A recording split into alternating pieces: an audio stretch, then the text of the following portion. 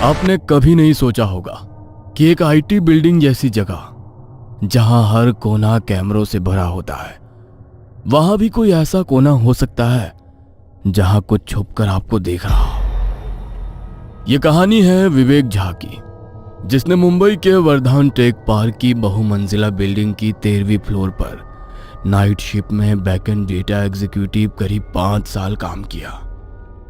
विवेक और राजेश उस रात भी रोज की तरह अपने काम में व्यस्त थे। कंप्यूटर स्क्रीन पर डेटा एंट्री करते करते विवेक को नींद आ रही थी, लेकिन शिफ्ट के नियम सख्त थे। ब्रेक का समय तय था। अचानक उसे लगा जैसे कोई उसके पीछे से गुजर गया हो। उसने फौरन पीछे मुड़कर देखा, लेकिन वहां कोई नहीं था। वो फिर से काम में लग गया, पर तभी प्रिंटर अपने आप चलने लगा। रात के 2:15 पर जब पूरे फ्लोर पर सिर्फ 2 लोग थे, विवेक और उसका कलीग राजेश, तभी प्रिंटर में से एक प्रिंट निकली।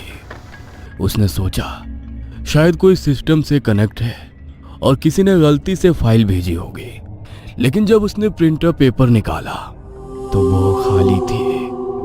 उसके रोंगटे खड़े हो गए। विवेक झा बिहार के भागलपुर का रहने वाला था, एक मध्यम वर्गीय परिवार से, जहां उसके पिता रिटायर्ड स्कूल शिक्षक थे और मां पूजा पाठ में विश्वास रखने वाली सीधी सादी गृहिणी। 2 बहनों की शादी हो चुकी थी और घर की जिम्मेदारी अब उसी पर थी। उसने कंप्यूटर साइंस में डिप्लोमा किया था और कुछ छोटे कामों के बाद उसे मुंबई के वर्धान टेक पार्क बिल्डिंग में बैकएंड डेटा एग्जीक्यूटिव की नौकरी मिल गई। राजेश उत्तर प्रदेश के बरेली से था। वो विवेक से 2 साल सीनियर था और पिछले 1 साल से उसी कंपनी में काम कर रहा था। राजेश तेज और स्मार्ट था, लेकिन व्यवहार में शांत था और नाइट शिफ्ट को लेकर उसका नजरिया था कि काम में शांति मिलेगी। वर्धान टेक पार्क 20 फ्लोर की बहुमंजिला बिल्डिंग थी। बिल्डिंग बहुत ही शानदार थी। शीशे की दीवारें, शानदार कैफेटेरिया, हाई सिक्योरिटी एक्सेस और लिफ्ट जो सीधा आपके फ्लोर पर ले जाती थी। लेकिन इस बिल्डिंग के बारे में एक बात अजीब थी। 13वां फ्लोर कभी दिखता नहीं था। लिफ्ट में 12 के बाद सीधा 14 आता था, लेकिन कर्मचारियों को बताया जाता था कि 13वां फ्लोर सबके लिए नहीं है, पर सिस्टम में मौजूद है। वहां सिर्फ नाइट की बैकएंड टीम को जाना होता है। विवेक का काम आसान नहीं था। रात की shift, system monitoring, data entry, server logs track करना और क्लाइंट के रिपोर्ट्स जनरेट करना, लेकिन घर चलाना था, इसलिए उसने कभी शिकायत नहीं की। पहले 2 साल वो दिन की शिफ्ट में काम करता रहा। उसे रात में जागने में दिक्कत थी, इसलिए वो हमेशा नाइट शिफ्ट लेने से बचता था। लेकिन हाल ही में कंपनी ने एक बड़ा क्लाइंट प्रोजेक्ट साइन किया। अचानक नाइट बैकएंड टीम में लोगों की कमी पड़ गई और एचआर ने विवेक को मेल भेजा 3 महीने के लिए रोटेशनल नाइट शिफ्ट। इस बार विवेक बच नहीं सका और वो मजबूरी में तैयार हो गया। उसी दिन 13वां फ्लोर ऑफिस देखने के लिए उसने सिक्योरिटी गार्ड से पूछा। तब सिक्योरिटी गार्ड ने उसे बताया, सर 13वां फ्लोर लिफ्ट में दिखेगा नहीं। 12वें फ्लोर के कोने से एक सर्विस सीढ़ी जाती है, उसी से जाना पड़ता है। ओह, ये दरवाजा तो मैं रोज देखता हूँ। ये हमेशा लॉक्ड होता है। मुझे नहीं पता था कि इसके पीछे सीढ़ी है। सर दिन में ये लॉक्ड रहता है क्योंकि दिन में यहाँ कोई नहीं जाता, सिक्योरिटी गार्ड ने बताया। ये सब सुनते वक्त भी विवेक के दिमाग में शिफ्ट अलावेंस और ओवर टाइम की रकम घूम रही थी। उसे ना फ्लोर के बारे में कुछ पता था, ना उसने पहले कभी कोई अफवाह सुनी थी। 13वां फ्लोर उसके लिए सिर्फ एक नई सीट और कुछ एक्स्ट्रा रुपए थे। धीरे धीरे विवेक को इस फ्लोर के बारे में बातें पता चलने लगी। उसी शिफ्ट में काम करने वाला उसका एक कलीग राजेश, जो पिछले साल से इसी बिल्डिंग में था, एक दिन चाय के दौरान बोला, तुझे पता है इस फ्लोर के बारे में क्या बातें फैली हैं? लोग कहते हैं कि यहाँ रात में अजीब अजीब चीजें होती हैं। ये फ्लोर हॉन्टेड है। पर मेरा तो मानना है कि ये सब लोगों ने नाइट शिफ्ट से बचने के लिए कहानियां बना रखी है। अगर कुछ होता तो कंपनी इसे छिपा नहीं सकती थी। विवेक ने भी उसकी बात मानकर हंसते हुए सिर हिला दिया, लेकिन उसके दिल के किसी कोने में एक बेचैनी थी। तभी उसी रात एक घटना हुई जिसने उसके उस मजाक को चुप करा दिया। रात के करीब 2:15 पर दोनों अपने अपने डेस्क पर बैठे थे।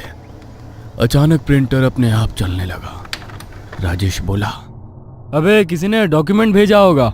विवेक ने जब प्रिंटर से कागज निकाला तो वो खाली था।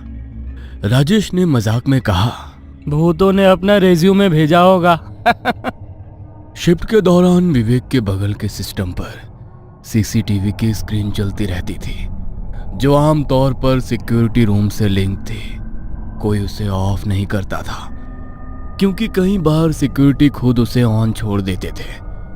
विवेक उस स्क्रीन की ओर ध्यान नहीं देता था, लेकिन कभी कभी अनजाने में उसकी नजर चली जाती थी। उसे दिखता कि कॉरिडोर में लोगों की हलचल है, कोई चल रहा है, शायद सिक्योरिटी है। उसने खुद को कई बार समझाया।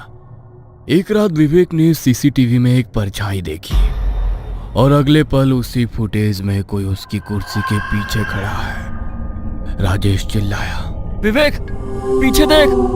विवेक पलटा, पर पीछे कोई नहीं था।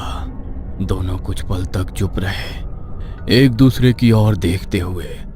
विवेक का शरीर सुन्न पड़ गया। उसने हेडफोन लगा लिए, पर गाने सुनते सुनते उसका दिमाग अब डर के सन्नाटे में डूब गया था। यह विवेक और राजेश के लिए पहली बार डर का अनुभव था, पर उन्होंने तय किया कि ये बात दोनों किसी को नहीं बताएंगे। उन्हें लगा कि कोई उनकी बातों पर यकीन नहीं करेगा और सब लोग उन्हें डरपोक समझेंगे। और ये भी डर था, शायद अफवाह फैलाने के लिए कंपनी उन्हें जॉब से ना निकाल दे। इस फ्लोर पर एक मीटिंग रूम था, एकदम कोने में। वो हमेशा बंद रहता था। एक रात राजेश पानी लेने के लिए पेंट्री गया था। तभी विवेक अकेला बैठा लॉग फाइल देख रहा था कि उसके हेडफोन में अचानक शोरगुल सुनाई दिया, जैसे बहुत सारे लोग एक साथ बोल रहे हो। हालांकि प्लेलिस्ट में कोई म्यूजिक ट्रैक नहीं चल रहा था। वो हड़बड़ा कर उठा और आवाज अचानक से बंद हो गया। उसकी नजर मीटिंग रूम नंबर 3 की ओर घूमी। दरवाजे के निचले से हल्की पीली रोशनी चमक रही थी, मानो अंदर किसी ने टॉर्च जला रखी हो। लेकिन अचानक वो रोशनी बुझ गई। विवेक को शुरू से ही इस कमरे को लेकर उत्सुकता थी, इसलिए एक रात ब्रेक टाइम पर उसने सिक्योरिटी गार्ड से पूछा, ये मीटिंग रूम नंबर 3 हमेशा बंद क्यों रहता है? कोई मीटिंग तो कभी यहाँ होती नहीं देखी। गार्ड ने पहले तो टालने की कोशिश की, लेकिन फिर धीरे से बोला, सर, पुराने लोग कहते हैं इस कमरे में कुछ ठीक नहीं है। पहले यहाँ मीटिंग्स हुआ करती थी, लेकिन फिर एक बार कुछ अजीब हुआ, उसके बाद से इसे बंद रखा जाता है। कुछ दिन बाद एक रात राजेश हाथ धोने के लिए कॉरिडोर के आखिरी वॉशरूम में गया। अंदर घुसते ही ट्यूबलाइट झटके से जल बुझने लगी, मानो कोई उसके ऊपर फड़फड़ा रहा हो। उसने जल्दी जल्दी हाथ धोए, लेकिन जैसे ही बटन बंद किया, पूरे बाथरूम की लाइट एक पल में गुल हो गई। गहरा सन्नाटा, पर नल से गिरती बूंदों की टकटक और किसी के धीमे कदमों की चुर्राहट सुनाई दे रही थी। राजेश मोबाइल की फ्लैशलाइट जलाकर बाहर की ओर भागा। दरवाजा खोलते ही कॉरिडोर की लाइट से एक झटके में वापस जल गई, लेकिन अंदर अब भी घोप अंधेरा था। डर से हड़बड़ाया राजेश लौटकर सीधे विवेक के डेस्क पर आया। भाई, तूने वॉशरूम की मेन लाइट ऑफ कर दी क्या? मैं तो यहां से हिला भी नहीं, सारी लाइट्स ऑन है। राजेश ने पलटकर देखा। वाकई बाहर से वॉशरूम की लाइटें ऑन थीं और अंदर ट्यूबलाइट्स फिर से जल रही थी। दोनों एक दूसरे से बातें करने लगे। विवेक ने राजेश को वो बात बताई जो सिक्योरिटी गार्ड ने उसे बताई थी। अब धीरे धीरे विवेक और राजेश दोनों को अलग अलग डरावने अनुभव होने लगे थे। कभी किसी की परछाई, कभी कंप्यूटर स्क्रीन पर अजीब चीजें टाइप होती, तो कभी बिना वजह की ठंडक महसूस होती। विवेक ने नोटिस किया कि ये अनुभव अक्सर रात 3 बजे के आसपास होते थे। और सबसे अजीब बात यह थी कि जिस दिन कोई उस मीटिंग रूम नंबर 3 के पास ज्यादा समय बिताता, उसी दिन उसे कुछ ज्यादा डरावना महसूस होता था। दोनों ने और ज्यादा पूछताछ शुरू की। ऑफिस में पुराने लोगों से, हाउसकीपिंग स्टाफ से, सबका जवाब लगभग एक जैसा था। उस रूम में अजीब ठंडक लगती है।